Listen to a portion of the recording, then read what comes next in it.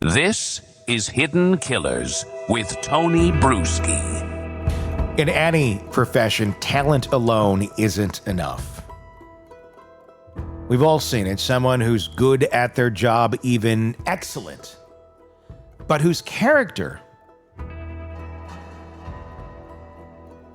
is a slow-burning liability. And when that happens in corporate settings, you might lose a few clients. When it happens in law enforcement, the fallout is far more dangerous. It erodes public trust.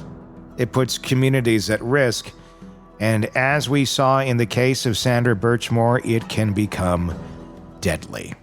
Sandra was a vulnerable young woman who joined the Stoughton Police Explorer Program looking for structure, safety, and purpose.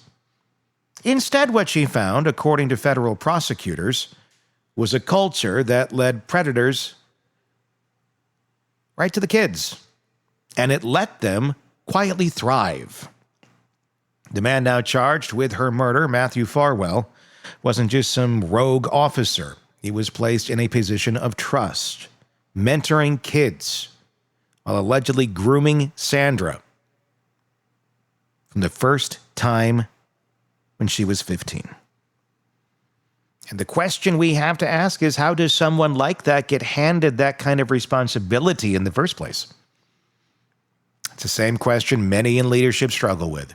What do you do when the bad apple is also your most experienced officer? Your top performer or your go-to guy? And I'm not saying Matthew was any of those things.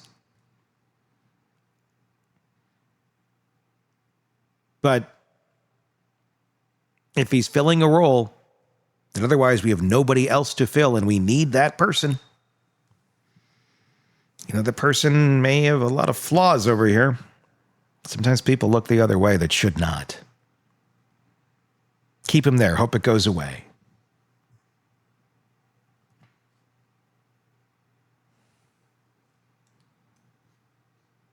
If you're short-staffed, and he checks the boxes, do you do the hard thing and cut him loose? Because the damage becomes irreversible.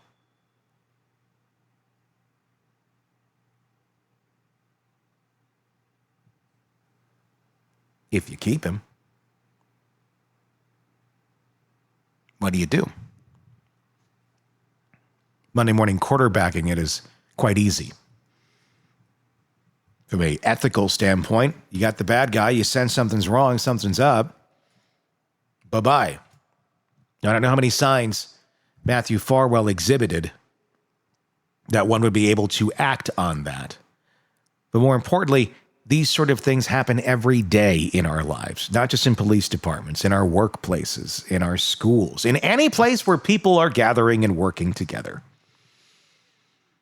When you get that bad one in there, and you let it go, and you maybe hear inklings that there's something going on, and you let it thrive, well, look at this. The other bad apples have come to town, too. Maybe ones that otherwise wouldn't have been spoiled at that moment, but just got enough of the toxins in them that allowed it to morph into the mushrooms it did. The spores move around when you let them. You got to get rid of them. Otherwise, it infects everything. And that's why you have Farwell and 3 other officers who've gone off into the ether that are also accused of having relations with Sandra Birchmore.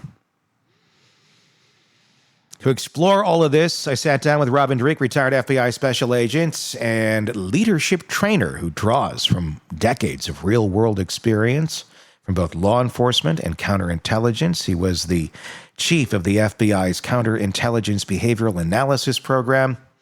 What you're about to hear isn't just about the Sandra Birchmore case. It's a crash course in ethical leadership, toxic culture, and why the ability to flip the switch at work doesn't excuse who you are when the uniform comes off. Let me ask you this about it. And it's something I hear a lot of people like in the corporate world talking about, and it seems to be very similar to what you're talking about. Bosses, managers, owners, whatever, they will be the first, the good, successful ones that I look to and I follow. They'll be the first to get rid of a horrible person, even if they are a great employee, even if they bring a lot to the company. They're super skilled at whatever the hell they're doing, whatever the goal of that company is. They're very good at that. But in their personal life, they're cheating on their wife. They're a shitty person this way. There's all these different things that are not connected to the work world, but you learn about as you get to know them more, and you're like, holy shit.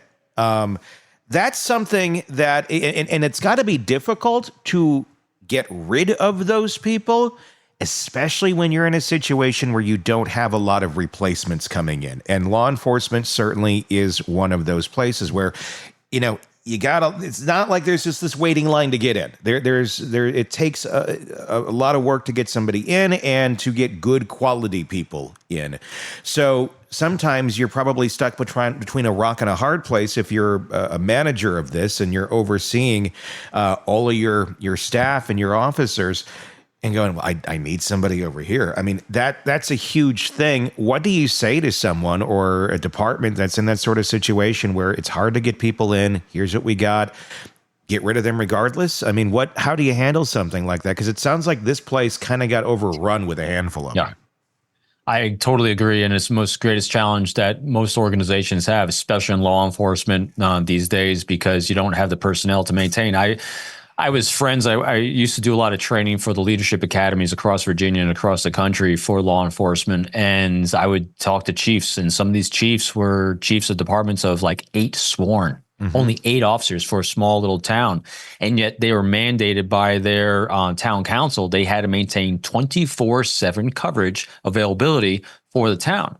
And this one chief told me he had a horrible officer that was had all these complaints against him for abuse and for pulling people over and just being verbally offensive, and yet he's mandated by the town council that he has to maintain this thing, and he couldn't get a replacement. So I understand this rock in a hard place. At a certain point, you just have to be able to either put that accountability in there, put that training in there, or get rid of the program. Like in this case, so we'll put our hindsight's 2020 on. Here I am, the chief of this department, and I know I placed this officer or an officer like this in this position of the Explorers because the town council or someone says I have to have the Explorer program. It's part of our funding. If we don't have this program, and I need all these other officers that are doing a good job, and we're understaffed out on the street doing X, Y, and Z because that's where our stats are also measured at, and I got to manage his personnel. I either got to be able to put in accountability, lever over him that's running this Explorer program, or I got to cut the program and just face the heat on it. And here's the key challenge that I faced in law enforcement, and I had to teach people how to overcome. When you're dealing with human behavior, people have a hard time quantifying objectively that measure. And that makes it hard to justify not doing something because they say, well, just be better, just do it better, just lead better. That's not an answer. Yeah. You need to be able to quantify. And so when I was working with someone, I was working with a competent human source that didn't quite reach the level of where my bosses thought they should be, or the number of meetings it's taken to get them there, I had to be able to say, listen, here's the exact specific taskings we covered at this meeting. Here's where they fell short on those taskings. Here's what we're going to cover next time. Here's the measure we're putting in place to measure that progress. If they fall short of this, then this. In other words, you have to be able to take a subjective art form of human behavior and make it objectable by asking what questions, quote unquote, what. So it makes people be very specific, makes it measurable, makes it actionable, and makes it progressive. And if you can't do that, then here we're going to have a different conversation. If you can't articulate that to a town council, if you can't articulate that to investigators, if you can't articulate that to the public in general, then you're doing it wrong. You just got to be able to do that. And that's what people are looking for when you're doing anything in briefings. They're looking for measurable actions that people can measure. Obviously, if you have someone on board like that in a law enforcement capacity, you're facing the risk of, what are they going to do to the citizens out there? What could possibly happen that could go horribly wrong there beyond just the complaints of he's rude, he's an ass, all that stuff. You're also, I would imagine, risking having that person in that circle, especially if it's a smaller department, of you got a bad apple in there. And sometimes those bad apples bring out the worst in other people, things that you may not see if that bad apple wasn't in there. It's like a cancer, how it will spread out and then sometimes slowly infect others and get them to participate in the same bad acts that maybe they wouldn't have on their own. Do you think that that could be what has happened here? Or maybe we just have a whole bunch of bad apples that all just happen to end up in the same barrel? There's bad apples everywhere in life. Doesn't matter what the profession is, doesn't matter anything. I have never been part of any situation or studied anything that situations like this were not prevented with solid leadership. Mm-hmm. Solid leadership meaning that it takes time and energy and resources to be a good leader. And when you start seeing this, if we'll go back to one of the other key themes that you and I keep hitting on in all these different cases, it's secret place. If I can't account for your time, then you're not being transparent with your time. I need to know what you're doing, when you're doing it, and how you're doing it. I'm not micromanaging you. I'm supervising you. I'm looking for accountability of what you're doing. And if I can't figure that out, it's on me. These are, in every single case where we're seeing things like this go sideways, lazy leadership that lacks the courage to have a tough conversation with someone who needs to have a tough conversation. That's exactly it. I have never seen a situation with a solid leader that this thing didn't get resolved. I mean, you just gave a great example in the corporate world, Tony, and that is a good, strong leader will make the tough decision for someone that knows how to flip that switch really well. But this person can flip that switch better than anyone else. Their productivity in their specific little thing like this is solid. But their life around there is an unhealthy disaster. I guarantee you over time, that's going to have leakage into their ability to flip that switch and the toxicity of everyone around them. Cut it out now and teach someone else to flip that switch. Because it's easier to teach someone to flip a switch than to be a human being that is healthy. Let me ask you this, though. I mean, can a good leader always get through to people like, allegedly, like Matthew Farwell? Obviously, if he's already committed the crime, he's got to go if you find that out. But if he hasn't, if it's just, I think you're being a little too flirty with that young lady over there. I mean, can a good leader fix someone like that? Or does the good leader just have to get rid of somebody like that? But then you run into the problem where you have so many protections for some people. But police are incredibly protected. It takes a lot to get somebody fired. It takes a lot. And it doesn't just take that leader going, you got to go. It's going to go through a lot more than just that. So in some ways, you have hands tied here. You have a lot of push just to keep people on and get them in the right direction. Is that an area where we need to look a little closer at? We seem to have a lot of systems in place to protect people or people that, and for good people really is why it's designed, but bad people end up falling into it. They end up being able to check the boxes and falling into the category of good luck getting rid of me. Do we need less protections so bad people can be removed by good people when they are found out? Because it seems the ball is in their court and the rights are on the bad people's side versus the good people when they finally get found out. Yeah, that's a challenge and a problem. But I'm going to share something I learned when I was 24 years old. I mean, a young guy, a young officer in the Marine Corps, that was the most effective tool that's been with me my entire life. And first of all, it goes to the adage, if you didn't write it, it didn't happen. Document, document, document, document. It seems like it's a bean pusher kind of thing, but I'm telling you that that will counter anything that there's a protection for the bad officer. Documentation, number one. And here's how you document. And this requires energy. It requires bravery. And when I was 24 years old doing this to my staff NCOs that were twice my age with 4 times as much experience, it took some courage. But I would observe a behavior. So here, let's superimpose on this case. So in the Marine Corps, if I saw one of my people doing something that was off, I'd have to counsel them. I had mandatory weekly counseling of all my Marines. And in these counselings, I would either say, hey, we're good to go, 2 thumbs up. Or if I saw something was off, I was mandated. I had to write a paragraph, write it out. Here's what I observed your actual specific behavior was. Not hearsay. Here's what I myself observed. Now, if I heard rumor of something from someone, some third party thing, I can't go on hearsay. So what's it make me do as a leader? I got to be present. I got to be here. I got to be witness. And if I'm here witnessing, it'll deter your bad behavior. Now, granted, this takes time and energy. Fixing problem people, and some are not fixable, Tony. That's why we have to get rid of them. We can only get rid of them with documentation. It requires me to be present. The hours I put in as a leader, I was insurmountable. But if you don't want to lead, don't do it. Don't put in for it, because this takes time and energy. Because when you go into leadership, it's not about you. It's about your people. It's you being there for their success. Anyway, I had to document. I had to observe it specifically. And so I'd write down what I specifically saw myself in a paragraph. I then would sit down with my Marine, with my law enforcement officers. So in this case, if I saw this individual having so here's what I pick up right away. I'm sitting in the back of a classroom, or I'm sitting at an event where there's an Explorer event.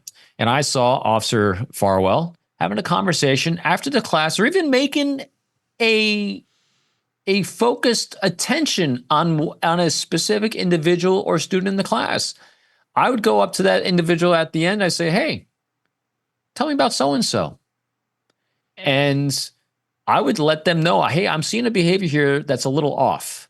And I'd be there again next time. And if I saw a conversation off to the side, if I saw a special attention, I would then write this down. Listen, we are not supposed to have individual relationships with these students. Everyone's supposed to be treated equal. I personally am seeing something a little off here. If I'm seeing something off, other people are seeing this off. That comes down under the category of professionalism. Professional people do not have specific personal relationships with students at large. So here's what I'm seeing. Here's what I need to observe you doing. I don't want to see this kind of thing again. I sign this, you sign this. If I see this again, we're going to have a different conversation about your career. If I don't see it again in another month, then I'm going to give you this piece of paper back, and no harm, no foul. That's how we correct behavior. I see it, I address it, and it's not what I'm saying. I am observing this. This is your action. This is completely on you about how to rectify this. And if you don't want to rectify this behavior, that's fine. I'm going to help you find something else, because it ain't going to be this. And so that's what is lacking here. Well, it's that specific way of doing it, but that's why I had to do it. That's why I learned to do it.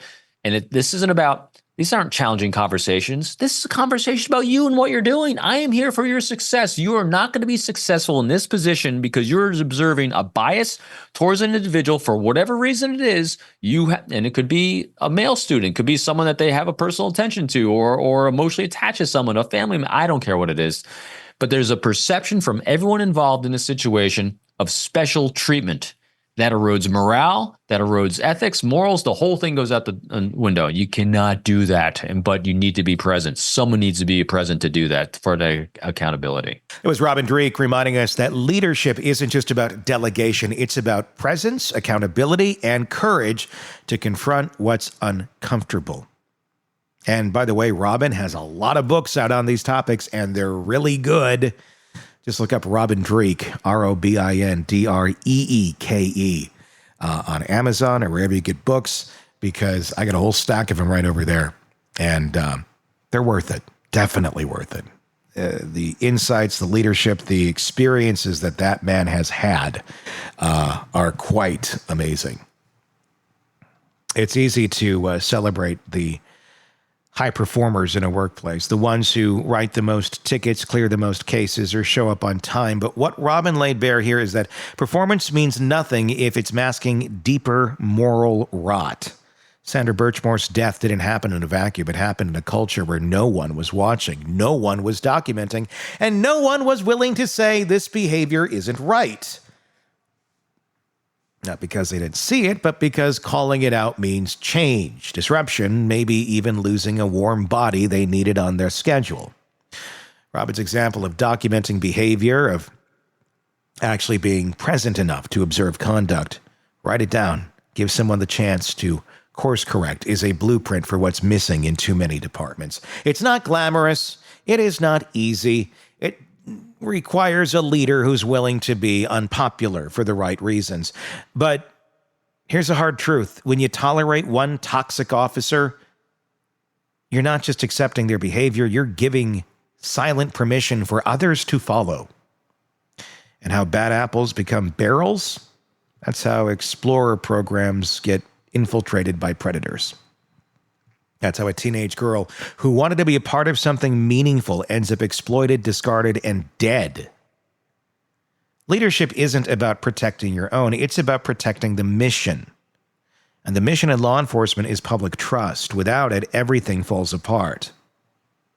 Thanks again, Robin Dreeke, for pulling back the curtain with brutal honesty and lived experience. What do you guys think? Let me know in the comment section of this video. I would love to hear it. That, of course, would be on YouTube. So if you're listening to the podcast on Apple Podcasts, Spotify, iHeart, wherever it may be, thank you.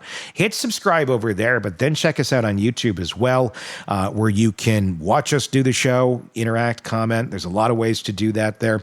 And if you really want, and you want to comment on everything before anybody else gets a chance to, then you can become a premium subscriber on YouTube. And there you get access to all of our material before everybody else. You get it sometimes days, sometimes weeks before it goes to the public.